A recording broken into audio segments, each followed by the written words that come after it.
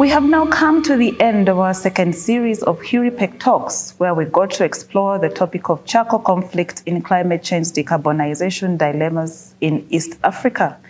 In this series, we have been able to examine legal and policy frameworks at global and national levels on environmental protection and cooking fuels, gender and green charcoal solutions, rurality, youth and charcoal livelihoods, clean cooking technologies, conflict and migration issues, climate and energy transition financing, among others. And these topics have been explored in Uganda and Tanzania. We hope these conversations have enriched your perspectives and inspired you to make your own contributions in the various sectors we have explored and beyond.